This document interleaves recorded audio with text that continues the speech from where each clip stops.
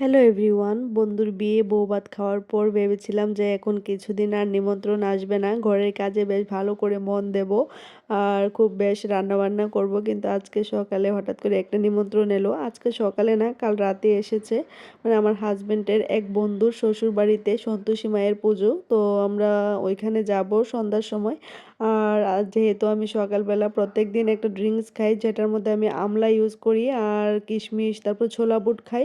তো আমি এগুলি খেতে যাচ্ছিলাম, হঠাৎ করে আমার হাজবেন্ড বলল যে তুমি এগুলি আজকে খেও না, কারণ এগুলি খেলে তো আর যেতে পারবে না।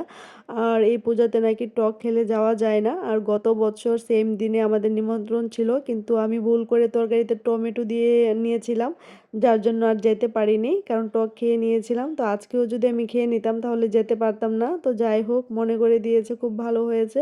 তারপর আজকে সকালে আর কিছু খেলাম না, আর ওর জন্য রান্না করে নিলাম, একটা সবজি করেছি আর বেগুন ভাজি করেছি। আর যাবো যেহেতু পূজায়, যার জন্য আর কিছু রান্না করি না। আর দেখো, ওর সঙ্গে আমার খুব গুরুত্বপূর্ণ একটা ডিসকাশন চলছিল ওই সময়, যার জন্য মুখটা এরকম হয়ে আছে।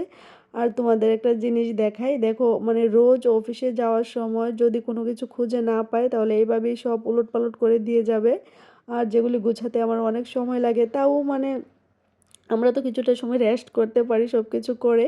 আর দেখো, এখন যেহেতু বাইকে টুল বক্সে করেই বাজার আনে, তো বক্সটা খুলে ঘরে নিয়ে আসে, তারপর যাওয়ার সময় আবার নিয়ে যায়। বক্সটা অনেকটাই ভারী।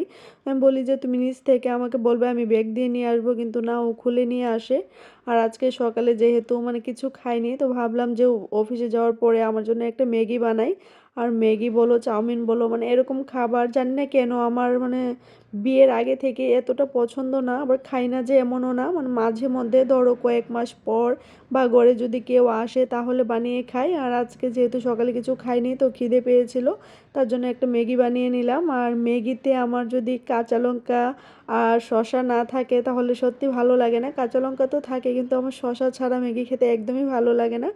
তারপর ঘরের সব কাজকর্ম সেরে স্নান করে চলে এসেছি। আর আমি কিছুদিন ধরে মুখের মধ্যে কিছু ক্রিম ইউজ করিনি, যার জন্য দেখো আমার মুখটা কতটা ড্রাই হয়ে গেছে।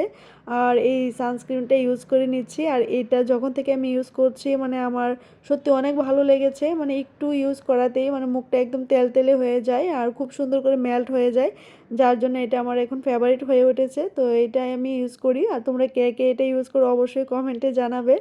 আর যখন আমার হাজব্যান্ড অফিসে যায় তো মাঝে মধ্যে ওকে বলি যে তুমি এটা দিয়ে যাও, কিন্তু ও কিছুতেই দেয় না, ও কিছু ইউজ করে না। যাই হোক, আমার তো ইউজ করতে হয়, না হলে স্কিন জানি কীরকম হয়ে যায়। তো আজ এই পর্যন্তই, সন্ধ্যার সময় যাবো পুজোতে, তোমাদের সাথে অবশ্যই শেয়ার করবো। টাটা।